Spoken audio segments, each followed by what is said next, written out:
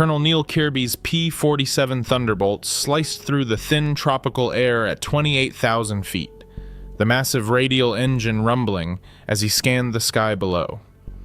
His three wingmen maintained loose formation behind him, their reconnaissance mission to Wewak complete, fuel gauges already dropping into the yellow. Then Kirby spotted movement, 5 miles below. A lone Japanese fighter tracking west across the green jungle canopy, completely unaware of the American formation diving out of the sun toward him. The Oscar never saw what killed it. Kirby's 850 caliber machine guns converged on the lightweight fighter, shredding its aluminum skin in less than 2 seconds. The Japanese pilot, Lieutenant Colonel Tamiya Teranishi, a squadron commander with multiple kills, died before his aircraft hit the jungle. But as Kirby pulled up from the attack, Captain Bill Dunham's voice crackled over the radio with words that should have sent them running for home. "Colonel, formation at 3 o'clock low. Count 12 bombers with, Jesus Christ, looks like 36 fighters." Kirby's fuel gauge showed maybe 20 minutes of flying time left. The numerical odds were 12 to 1. His mission was already complete. October 11th, 1943, and the war in the Southwest Pacific had reached a critical phase. Japanese forces at Wewak represented the last major air threat to Allied positions across New Guinea, and intelligence desperately needed information about enemy strength. Before launching the next offensive, Kirby had volunteered to lead this 4-plane reconnaissance sweep precisely because most commanders considered it too dangerous for anything less than a full squadron. The formation circling below wasn't preparing to defend Wewak. They were heading east, directly toward American positions where thousands of troops were concentrated in vulnerable staging areas. If those 12 bombers reached their targets escorted by 3 dozen fighters, the casualties would be catastrophic. Every minute Kirby spent deciding was another minute those bombers flew closer to killing Americans who had no idea death was coming. His training, his orders, and basic military logic all scream the same answer. 4 fighters don't engage 48 aircraft. You report the contact, you get out, and you let command assemble a proper strike force. But assembling that strike force would take hours, and in hours those bombers would already be dropping their ordnance on American positions. Before we continue, I'd love to know where you're watching from and what you know about the P-47 Thunderbolt in the Pacific. Drop a comment below and let me know if you'd heard about Kirby's mission before. These stories take serious research to get the details right, and knowing you're out there makes it all worthwhile. Kirby's decision took less than 5 seconds. He keyed his radio and his voice was calm despite what he was ordering his men to do. "Drop tanks and prepare to attack. We're going in high." The 3 other pilots didn't question the order. Captain John Moore, Major Raymond Gallagher, and Captain Bill Dunham had trained under Kirby for months, and they'd learned that when their colonel said attack, you attacked. They jettisoned their external fuel tanks and followed Kirby into a screaming dive toward the Japanese formation 8,000 feet below. The P-47 Thunderbolt was not designed for dogfighting. At 7 tons fully loaded, it was the heaviest single-engine fighter in the American arsenal, dismissed by many Pacific pilots as too clumsy to tangle with the nimble Japanese Oscars and Tonys. But Kirby had spent the last 4 months proving everyone wrong by exploiting the one thing the massive Thunderbolt could do that no Japanese fighter could match. It could dive like a meteor and climb like a rocket. The Japanese never saw them coming. Kirby's flight dove from 28,000 feet to 20,000 feet in less than 30 seconds, building speed until the airframes shook and the controls went stiff. The 4 Americans roared through the formation from above and behind, 850 caliber guns per aircraft suddenly hammering into the surprised Japanese pilots. Kirby's first burst caught an Oscar banking lazily in formation. The fighter disintegrated under the impacts, pieces tumbling through the tropical sky. The Japanese formation exploded into chaos. Fighters scattered in every direction. Pilots braking hard to evade attacks they couldn't see coming. But Kirby wasn't dogfighting. he was executing the dive and zoom tactics he'd developed specifically for the P-47's strengths. Dive at maximum speed, fire a brief burst, use the momentum to climb back to altitude, then repeat. A Kawasaki Ki-61. Tony, one of Japan's newest fighters, tried to turn inside Kirby's dive.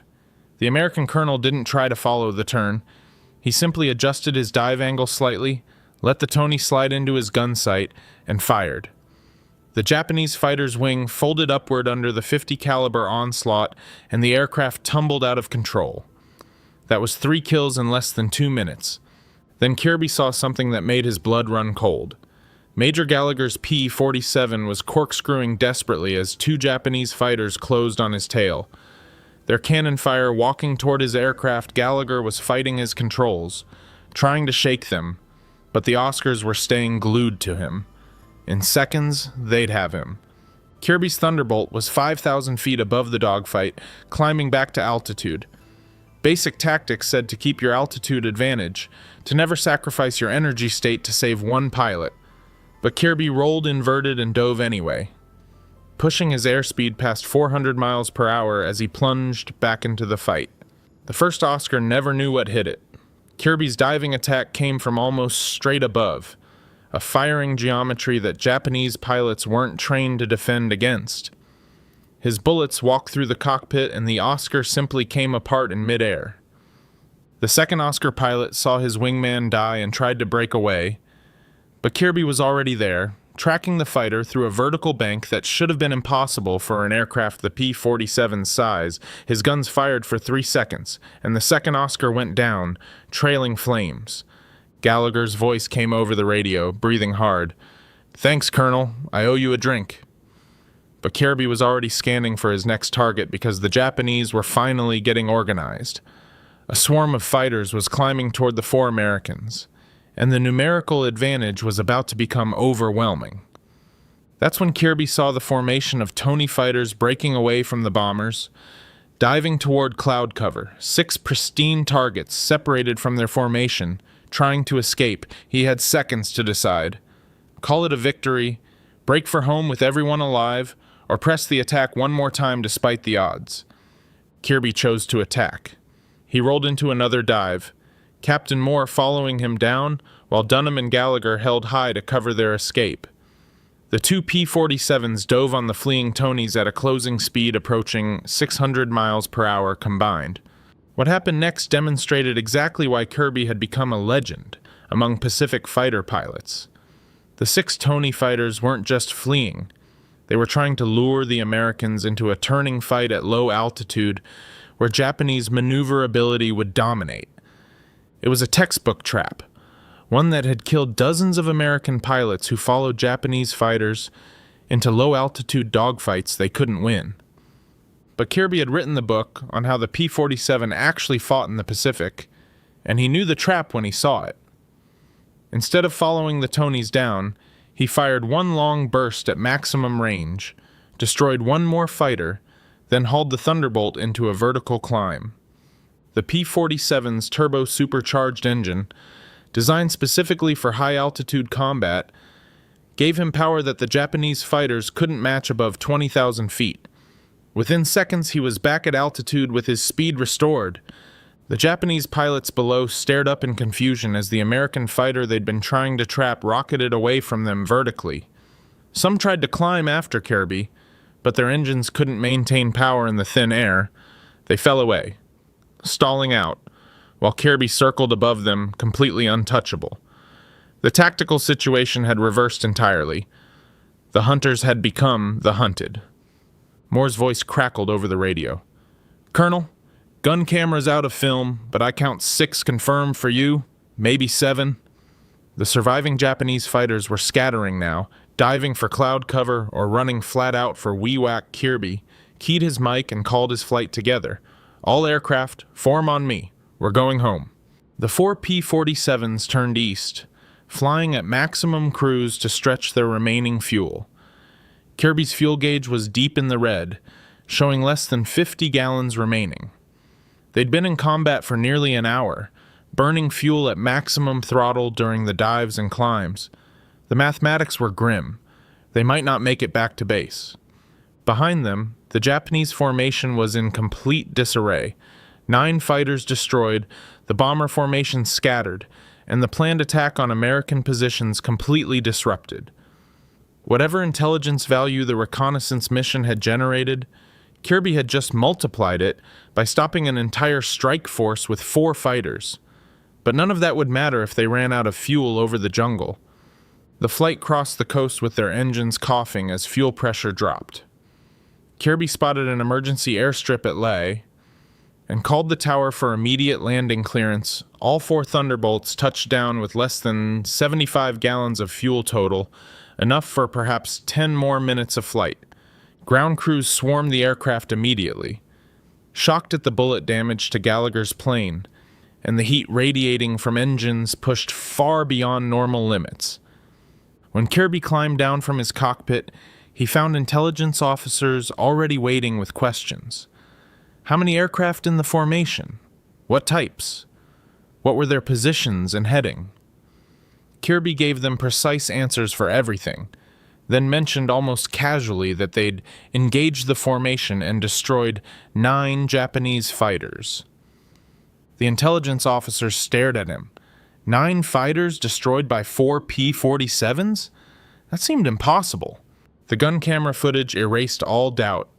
When technicians developed the film from Kirby's cameras that evening, the images showed destruction on a scale rarely seen from a single pilot. 6 Japanese fighters positively identified going down, 4 Nakajima Ki-43 Oscars, and 2 Kawasaki Ki-61 Tonys. The film ran out before capturing a possible 7th kill, but what the cameras did record was indisputable. General George Kenney, commanding 5th Air Force in the Pacific, viewed the footage personally and immediately recognized its significance. This wasn't just an impressive combat victory, it was proof that American tactics could overcome Japanese numerical superiority when executed perfectly. Kenney had been fighting the perception that P-47s were unsuitable for Pacific combat, and Kirby had just shattered that myth in the most dramatic way possible. Within hours, Kenney was drafting a recommendation for the Medal of Honor. The citation would read, "For conspicuous gallantry and intrepidity above and beyond the call of duty in action with the enemy." But even that formal language couldn't capture what Kirby had actually done. He'd attacked 48 aircraft with 4, destroyed 6 personally, saved a wingman's life, disrupted an entire bomber strike, and brought all his pilots home alive. Captain Moore's gun cameras confirmed three additional kills by the other pilots. 1 each for Dunham and Moore, who'd shot Japanese fighters off Kirby's tail during the fight. Total score, 9 Japanese fighters destroyed without a single American aircraft lost. It was the highest single mission score for the Army Air Forces in the Pacific Theater at that time. General Douglas MacArthur personally presented the Medal of Honor to Kirby in January 1944 at a ceremony in Brisbane, Australia. The newly promoted full colonel stood at attention as MacArthur read the citation, but those who knew Kirby said he seemed uncomfortable with the attention. He'd done what needed doing, saved American lives, and killed the enemy. The medal was just paperwork, but the recognition came with a price Kirby hadn't anticipated. With 12 victories to his credit by November 1943, he was transferred to 5th Air Force Fighter Command Headquarters, effectively grounded to protect the Army's newest hero from getting killed. The publicity value of a Medal of Honor recipient was too high to risk losing him in combat. Kirby hated every minute of desk duty. He found ways to fly anyway, volunteering for training missions that somehow always took him over enemy territory. General Kenney knew what Kirby was doing, but allowed it with strict conditions, 2 combat flights per week maximum, and if Kirby scored a kill, he had to immediately break off and return to base. For a few months, the arrangement worked. Kirby's score climbed to 21 victories, tying him with P-38 pilot Richard Bong as the Pacific Theater's leading ace. March 5th, 1944, Kirby led a three-plane patrol near Wewak, the same airspace where he'd won his Medal of Honor. They intercepted Japanese bombers preparing to land, and Kirby dove to attack. His guns found their target and the bomber went down. That was victory number 22. But instead of breaking off as ordered, Kirby circled back to confirm the kill. A Japanese Oscar caught him low and slow, and this time there was no altitude advantage to save him. Kirby's remains weren't found until 1949, buried in the jungle near where Fiery Ginger 4 crashed. He was laid to rest with full military honors at Sparkman Hillcrest Memorial Park in Dallas, next to his brother who'd also died in the war. He left behind his wife Virginia and 3 young sons. But the tactical innovations Kirby developed lived on. His doctrine for using the P-47's high-altitude performance and diving speed became standard training for every Thunderbolt squadron in the Pacific. The 348th Fighter Group continued using his tactics to devastating effect, producing multiple aces who credited Kirby's teaching for their survival.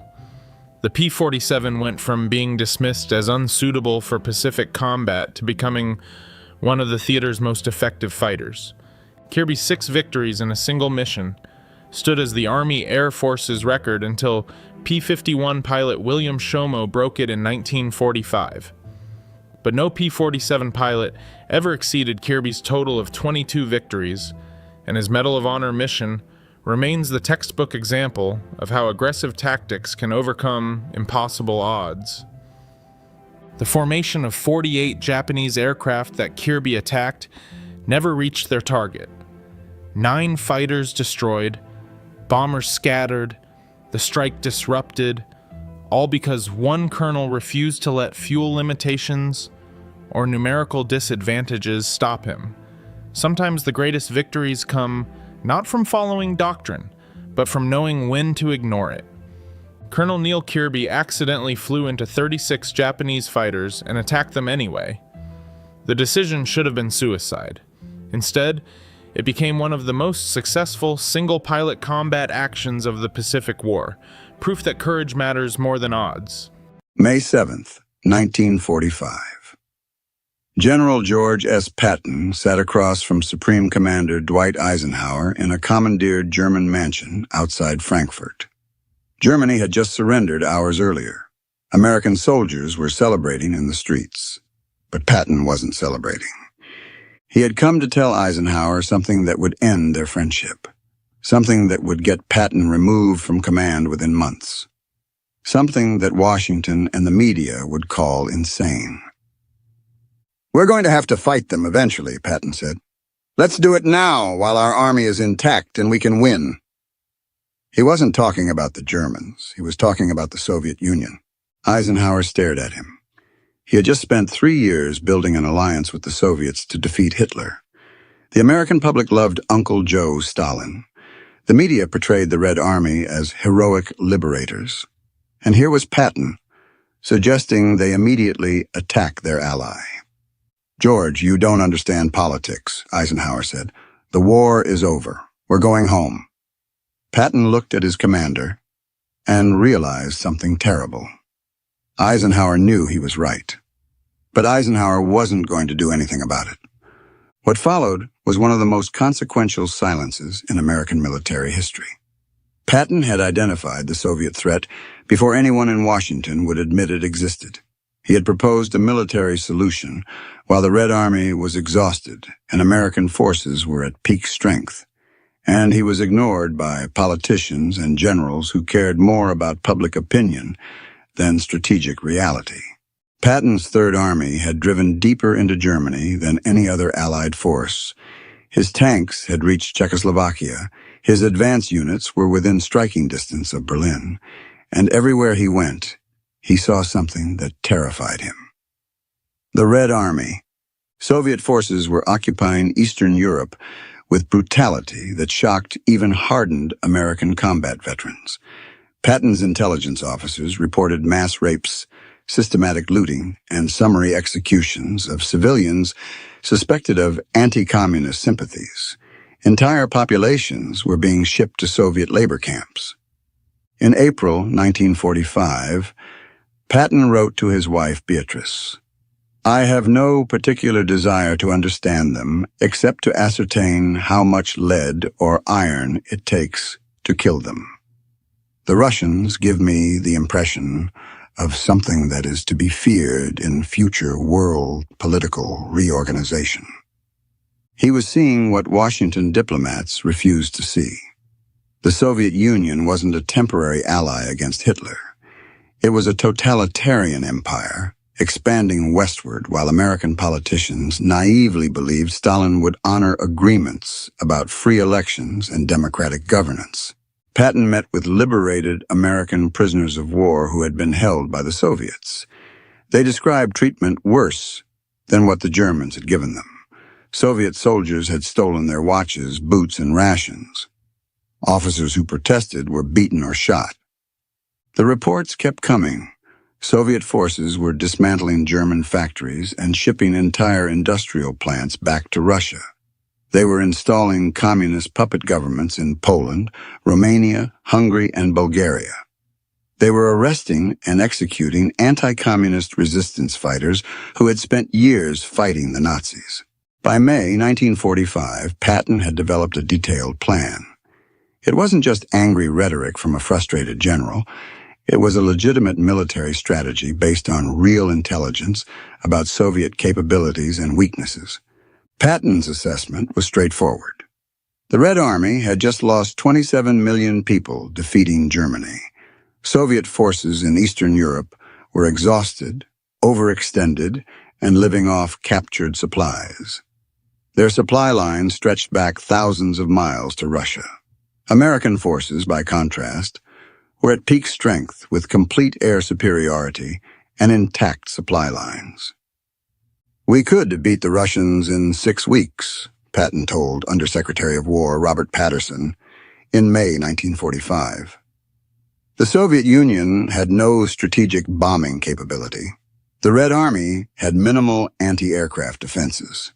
American air power alone could cripple Soviet logistics. Soviet tank production was impressive, but the tanks were mechanically unreliable after 4 years of continuous warfare. American M4 Shermans weren't as heavily armored, but they were reliable and available in overwhelming numbers. Most importantly, Patton argued, the Red Army's morale was fragile. Soviet soldiers had been told they were fighting to liberate their homeland. Many had no interest in occupying Eastern Europe permanently. If American forces pushed east, Patton believed significant numbers would surrender or desert. "We can arm the Germans," Patton proposed. "There are hundreds of thousands of Wehrmacht soldiers who would rather fight the Russians than go to POW camps." This suggestion horrified Washington. The United States had just spent 4 years defeating Germany, but Patton's logic was brutal and clear. German soldiers hated and feared the Soviets more than they hated Americans. "I would rather have a German division on my side than a Soviet one," Patton wrote. This comment would be leaked to the press within weeks. Eisenhower had military reasons for rejecting Patton's plan. The American public wanted their sons home. Congress was already demanding rapid demobilization. Logistically, American forces were positioned to occupy Germany, not to push east into Poland.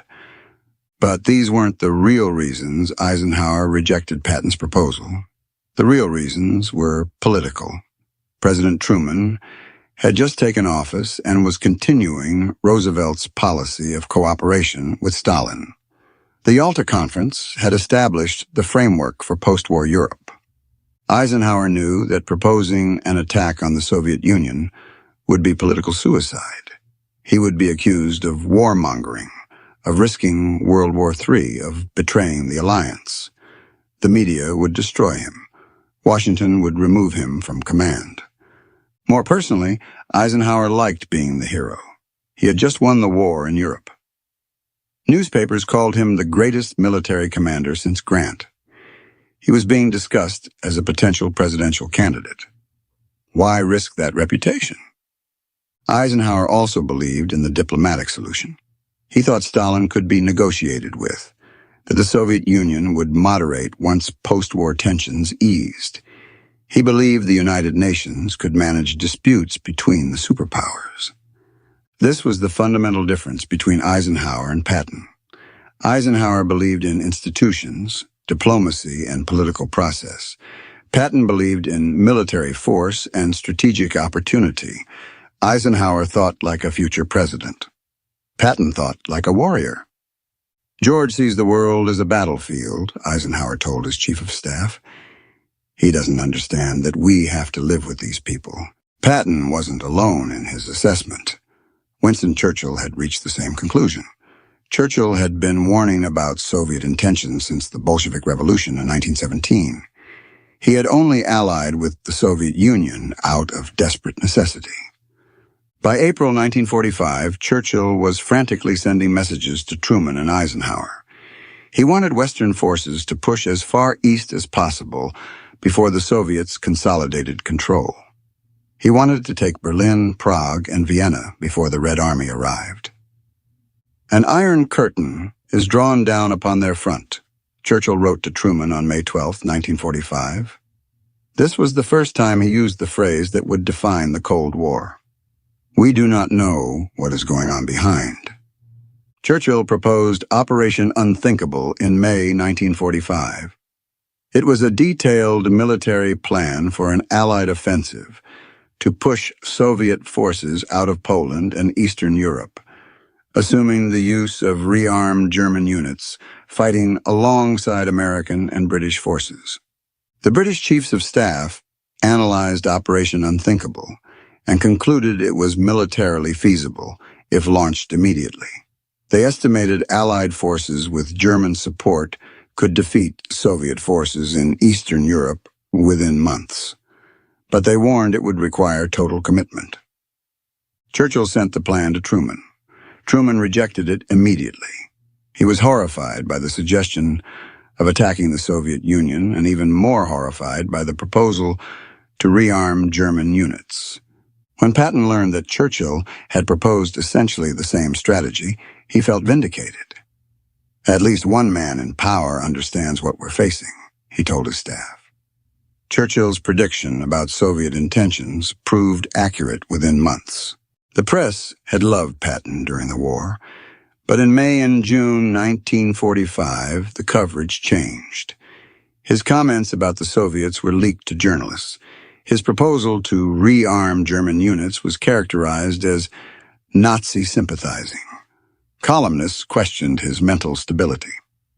Drew Pearson wrote, General Patton's recent statements about the Soviet Union raise serious questions about his judgment. At a time when the nation seeks peace, Patton seems intent on starting another war. The New York Times editorialized that Patton's political statements suggest a troubling lack of understanding of diplomatic realities. Time magazine questioned whether his aggressive personality was suited for peacetime. None of these outlets reported what Patton was actually observing in Eastern Europe. None investigated the Soviet atrocities that Patton's intelligence officers were documenting. The media narrative was set. Patton was a great combat commander who couldn't adjust to peacetime. By August 1945, Eisenhower was receiving pressure from Washington to remove Patton from command. The excuse came from denazification policy.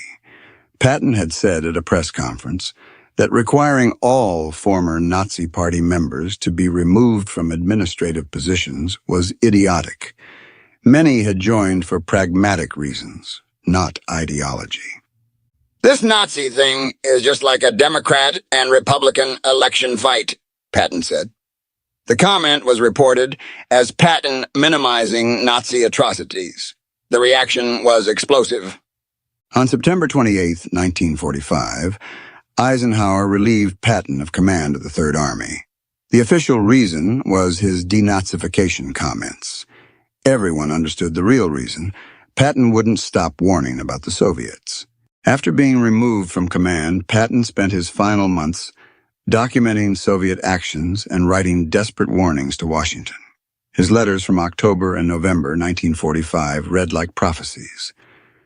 Let's keep our boots polished, bayonets sharpened, and present a picture of force and strength to the Red Army, Patton wrote. This is the only language they understand and respect. If you fail to do this, then we have had a victory over the Germans and disarmed them, but we have lost the war. In early December 1945, Patton met with Undersecretary Patterson. He predicted the Soviets would maintain permanent occupation of Eastern Europe. They would spread communism through Western Europe. Military confrontation was inevitable. "We're going to fight them eventually," Patton said. "In 5 years, or 10 years, or 20 years. We'll wish we had done it in 1945 when we had the chance." Patterson listened politely, but told Patton that Washington had no interest in confrontation. The American public wanted peace. Patton's warnings were politically impossible to act on. 3 days later, on December 9, 1945, Patton was critically injured in a car accident near Mannheim. His staff car was struck by a truck. He was paralyzed from the neck down. He died on December 21, 1945, 12 days after the accident.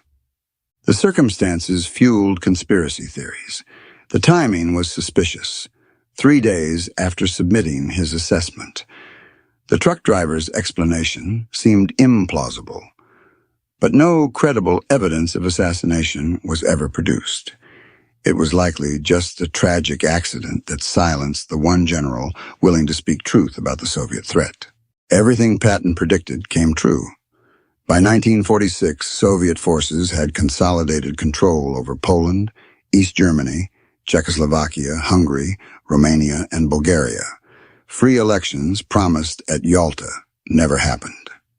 In Poland, the Soviets arrested resistance leaders who had fought the Nazis for 6 years.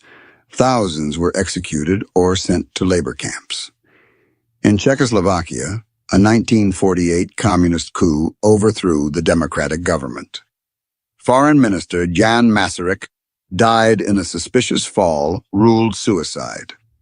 The pattern repeated: Soviet occupation, communist governments, elimination of opposition. Between 1945 and 1989, communist regimes in Eastern Europe killed approximately 1 million people. Millions more were imprisoned or tortured. The Iron Curtain Churchill warned about became permanent. The Cold War Patton wanted to prevent lasted 45 years, cost trillions of dollars, and killed millions in proxy wars. By 1949, the Soviets had atomic weapons. By 1950, confronting communist expansion required the Korean War. Patton's argument was that May 1945 was the moment to act, while the Red Army was exhausted and American forces were strong. He was probably right about the window of opportunity. Whether military action would have succeeded is debatable. Whether it was politically possible is not. But every scenario Patton predicted came true. Soviet occupation was permanent. Communist expansion continued. Military confrontation proved necessary. The only question was timing and scope. For decades after Patton's death, his warnings were vindicated by events. Every prediction he made came true. Every policy he opposed proved disastrous. By 1947, even liberals who had supported Roosevelt's policy had to acknowledge the failure. George Kennan's long telegram described Soviet expansionism in terms that echoed Patton's 1945 warnings. The Truman Doctrine committed the United States to containing Soviet expansion. But containment meant accepting Soviet control of Eastern Europe as permanent. It meant fighting limited wars in Korea and Vietnam. It meant 45 years of Cold War that Patton believed could have been avoided. Conservative critics cited Patton as a prophet who had seen the truth while politicians chose appeasement. Douglas MacArthur, who faced similar conflicts with Truman during the Korean War, wrote, Patton understood that communism had to be confronted militarily. His removal was a tragedy for which we're still paying the price. Ronald Reagan cited Patton's warnings during his 1980 presidential campaign. Reagan advocated for military strength and confrontation with the evil empire in terms that Patton would have recognized. When the Berlin Wall fell in 1989 and the Soviet Union collapsed in 1991, conservatives argued that Reagan's policy of strength rather than accommodation had vindicated Patton's 1945 assessment. If Patton had been listened to, Eastern Europe might have been liberated 45 years earlier. Patton identified the Soviet threat before most American leaders would acknowledge it. He proposed a military solution when one was possible, and he was silenced for having the courage to speak uncomfortable truths. The question of whether Patton was right in 1945 isn't just historical curiosity. It speaks to fundamental questions about American strategy that remain relevant today. When does the United States confront emerging threats militarily rather than diplomatically? Should generals advocate for what they believe is strategically necessary, even if it's politically impossible? These questions arose with Patton in 1945 and recur in every generation. After September 11th, debates about confronting terrorism echoed the Patton debate. Should the United States use military force preemptively or wait for threats to materialize? With China's rise, similar questions emerge. Should America confront Chinese expansion now while power is relatively greater? Patton's 1945 warnings resonate because they represent the warrior's perspective that threats should be destroyed when vulnerable rather than managed until dangerous. This perspective is perpetually in tension with the diplomat's view that most conflicts can be resolved through negotiation. Patton's removal from command could be seen as the system working.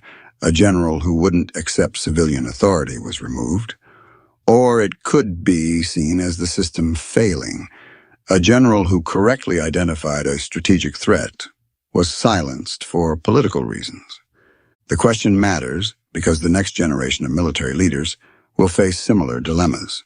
When generals see threats that politicians want to ignore, should they stay silent or speak out?